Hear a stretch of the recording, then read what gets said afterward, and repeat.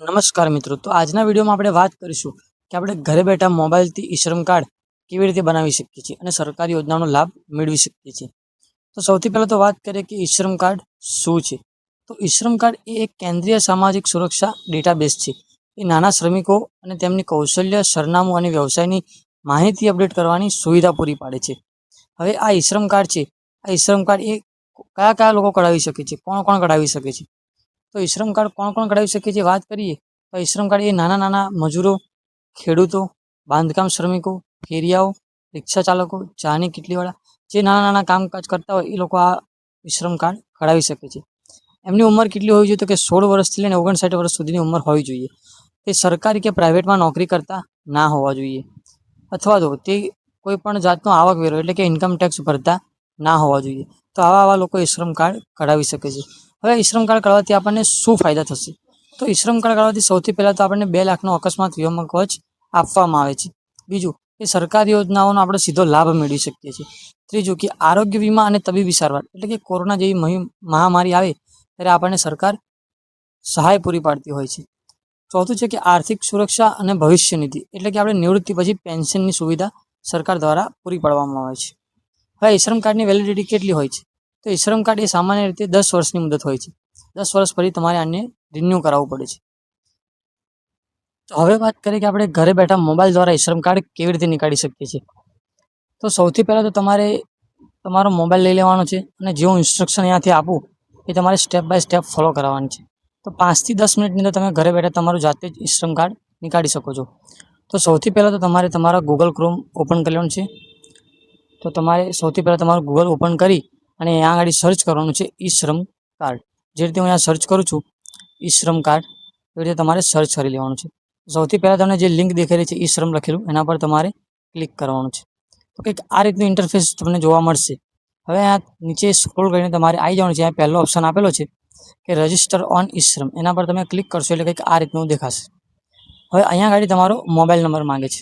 તો અહીંયા તમારે એવો મોબાઈલ નંબર એડ કરવાનો છે કે જે તમારા આધાર કાર્ડ જોડે લિંક હોય, કેમ કે તમારું જે ઈ-શ્રમ કાર્ડ છે એ બધું આધાર કાર્ડ જોડે લિંક હોવું જરૂરી છે.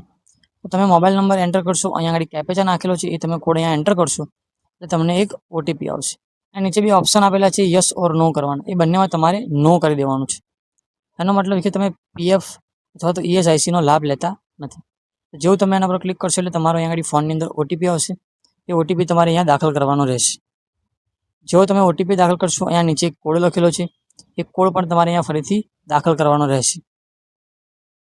કોડ દાખલ કર્યા પછી તમારે નીચે જે લીલા કલરનું સબમિટ બટન છે એના પર તમારે ક્લિક કરવાનું રહેશે. જો હું અહીંયા કોડ નાખી અને સબમિટ બટન પર ક્લિક કરી રહ્યો છું.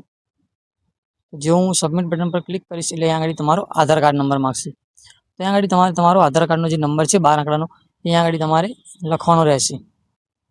અને નીચે કોડ આપેલો છે, એ કોડ તમારે ફરીથી એન્ટર કરવાનો રહેશે. એના નીચે તમે સ્ક્રોલ કરશો એટલે આઈ એગ્રીનો એક ઓપ્શન છે, એના પર તમારે કરેક્ટ કરી અને સબમિટ કરી દેવાનું રહેશે. નેક્સ્ટ પેજ ઉપર તમારું આ રીતનું કંઈક ઇન્ટરફેસ જોવા મળશે. અહીંયા તમારો મોબાઈલ નંબર આવી ગયો છે.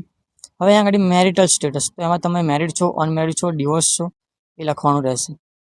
નીચે તમારા પપ્પાનું નામ લખવાનું છે. તમારા પપ્પાનું નામ અને એમની અટક, એ રીતે તમારે તમારા પપ્પાનું નામ લખવાનું છે. એના પછી નીચે આવે છે કે મધર્સ નેમ, ત્યાં આગળ તમારે મમ્મીનું નામ લખવાનું છે. મમ્મીનું નામ પણ એ રીતે લખવાનું છે જે રીતે પપ્પાનું નામ, જે રીતે તમે લખ્યું મમ્મીનું નામ, તમારા મમ્મીનું નામ પછી એના પછી તમારે તમારી અટક લખવાની રહેશે. અહીંયા તમારી કેટેગરી સિલેક્ટ કરવાની છે, એસસી, એસટી, ઓબીસી અથવા તો જનરલ, તમે જે કેટેગરીમાં આવતા હોય ત્યાંથી સિલેક્ટ કરી લેવાની છે. બીજું કાંઈ તમારે અહીંયા આગળ ભરવાની જરૂર નથી. હવે તમારે સ્ક્રોલ કરી અને નીચે આવી જવાનું છે. તમે નોમિની પણ એડ કરી શકો છો, પણ આપણે કોઈ નોમિની એડ કરવાની જરૂર નથી. તમે સ્ક્રોલ કરશો એટલે આ નીચે એક ઓપ્શન આવેલો છે, નીચે એક ઓપ્શન આવશે અહીંયા આગળ, આ તમારે સેવ એન્ડ કન્ટિન્યુનો, એના પર તમારે ક્લિક કરવાનું છે. એટલે કંઈક આ રીતનું ઇન્ટરફેસ જોવા મળશે. અહીંયા આગળ તમારે તમારું સ્ટેટ એટલે કે ગુજરાત સિલેક્ટ કરવાનું છે.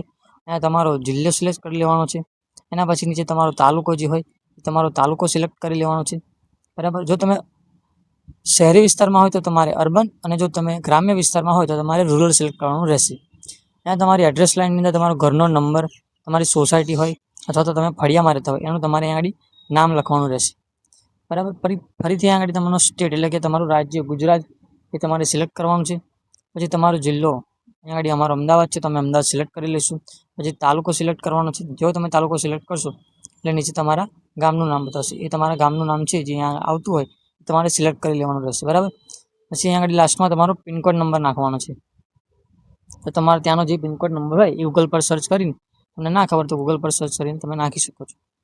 હવે અહીંયા આગળ છે કે તમે ત્યાં આગળ તમે કેટલા વર્ષથી રહો છો એ તમારે સિલેક્ટ કરી લેવાનું છે. અમે લખ્યું છે કે 10 થી 15 વર્ષથી અમે ત્યાં રહીએ છીએ. પછી નીચે ફરીથી આની આ જ વસ્તુ ફરીથી રિપીટ કરવાની છે. તમારું જે એડ્રેસ લાઇન છે એ તમારા ગામનું નામ, ફળિયાનું નામ જે હોય, બરાબર. પછી તમે ગુજરાતમાં રહો છો તો ગુજરાત, તમારો જિલ્લો, તમારો તાલુકો, પછી તમારા ગામનું જે નામ હોય એ ગામનું નામ, લાસ્ટની અંદર તમારો જે નંબર હતો પિનકોડ નંબર તમારા ગામનો એ તમારે અહીંયા આગળ લખવાનો રહેશે, બરાબર. લખ્યા પછી તમારે જે આ નીચે એક બટન આપેલું છે સેવ એન્ડ કન્ટિન્યુ, એના પર તમે ક્લિક કરશો એટલે કંઈક આવા રીતનું જોવા મળશે, બરાબર. અહીંયા તમારું એજ્યુકેશન ક્વોલિફિકેશન એટલે કે તમે કેટલું ભણેલા છો, હાયર સેકન્ડરી એજ્યુકેશન કરેલું છે, ગ્રેજ્યુએશન કરેલું છે કે પોસ્ટ ગ્રેજ્યુએશન, તમે જે ભણેલા હોય ત્યાંથી તમારે સિલેક્ટ કરી લેવાનું રહેશે, બરાબર. પછી તમે થોડા નીચે આવશો એટલે અહીંયા આગળ તમારે એક મંથલી ઇન્કમ કેટલી છે તો તમારે અહીંયાથી તમારી મંથલી ઇન્કમ છે જે એ સિલેક્ટ કરવાની છે, બરાબર. પછી સેવ અને કન્ટિન્યુ ઉપર ક્લિક કરશો એટલે કંઈક આ રીતનું દેખાશે તમને. હવે અહીંયા આગળ તમારે એવું લખવાનું છે કે તમે શું જોબ કરી રહ્યા છો, તો મતલબ તમે અત્યારે શું કામ કરી રહ્યા છો. તો ઉપરનો જે પહેલો ઓપ્શન છે અહીંયા આગળ તમારે લખવાનું છે. હવે અહીંયા આગળ જો આ જે ભાઈનું ફોર્મ ભર્યું છે એ ભાઈ લેબર છે, તો મેં આગળ લખી દીધું છે કે લેબર, બરાબર. લોડર એન્ડ અનલોડર લખી દીધું છે. હવે નીચે તમે આવશો ભાઈ સેવ, કાંઈ બીજું કશું ભરવાની જરૂર છે નહીં. તમારે આગળ એ ભર્યું તમે, પછી આગળ તમે અચ્છા તમે કેટલા વર્ષથી કામ કરો છો, આગળ 2 વર્ષથી કામ કરે છે તો 2 વર્ષ લખી દેવાનું. પછી સેવ એન્ડ કન્ટિન્યુ પર ક્લિક કરશો એટલે આગળ તમારી બેંક ડિટેલ્સ માગશે. બેંક ડિટેલ્સની અંદર તમારે કાંઈ લખવાનું નથી. તમારો જે બેંક એકાઉન્ટનો નંબર હોય એ ફરીથી નીચે જે કન્ફર્મ બેંક એકાઉન્ટ નંબર એટલે કે ફરીથી તમારો બેંક એકાઉન્ટ નંબર રિપીટ કરવાનો છે, એનો જ નંબર ફરી નીચે લખવાનો છે. એના પછી તમારો IFSCI કોડ નીચે તમારું અકાઉન્ટ હોલ્ડર નેમ, એમ અકાઉન્ટ હોલ્ડર નેમની અંદર તમારે જે બેંકની ચોપડીમાં તમારું જે નામ હોય આધાર કાર્ડ પ્રમાણે એ નામ તમારે અહીંયા આગળ તમારું લખવાનું રહેશે, બરાબર. પછી એના પછી નીચે લખેલું છે કે IFSCI કોડ એટલે કે તમારી જે બેંકની બ્રાન્ચ છે એનો IFSCI કોડ તમારી બેંક પાસબુકની અંદર લખેલો હશે. એ કોડ તમારે અહીંયા આગળ દાખલ કરવાનો છે, બરાબર. જેવું દાખલ કરશો તમે અહીંયા આગળ કોડ દાખલ કર્યા પછી તમારે જે લીલા કલરનું જે સર્ચ બટન છે એ સર્ચ બટન ઉપર તમારે ક્લિક કરવાનું છે. જો હું આગળ લખી અને કરું છું, જો મેં આગળ બેંકનો IFSCI કોડ લખીશ અને જેવું સર્ચ બટન પર ક્લિક કરીશ એટલે જે મારી બેંકનું નામ અને નીચે બ્રાન્ચનું નામ બંને આવી જશે એની જાતે જ. પછી સેવ એન્ડ કન્ટિન્યુ પર ક્લિક કરવાનું છે. જો તમે સેવ અને કન્ટિન્યુ પર ક્લિક કરશો એટલે સિમ્પલી તમારું આ જે આપણે ડિટેલ્સ ભરી છે એ બધી તમારે બરાબર ચેક કરી લેવાની છે કે સાચી છે કે નહીં, બરાબર. બધું જ તમારું ફોટા સાથે બધું અહીંયા આગળ આવી જશે. હવે અહીંયા આગળ તમારે આઈ અંડરટેક ઉપર ક્લિક કરી દેવાનું છે, અહીંયા આગળ નો ઉપર છે અને અહીંયા આગળ સબમિટ કરી દેવાનું છે. હવે તમારું ઈશ્રમ કાર્ડ જે છે એ બનીને તૈયાર થઈ ગયું છે. આ ઈશ્રમ કાર્ડ તમે અહીંયાથી લીલા કલરના બટન ઉપરથી તમે ડાઉનલોડ કરી શકો છો. તો વિડીયો તમને સારો લાગ્યો હોય તો લાઈક કરો, શેર કરો અને સબસ્ક્રાઈબ કરો આપણી ચેનલને આવા જ વિડીયો જોવા માટે. અને તમારા મિત્રોને પણ તમે મોકલી શકો છો, એ લોકો પણ આવી રીતે ઘરે બેઠા ઓનલાઈન ઈશ્રમ કાર્ડ કઢાવી શકે છે.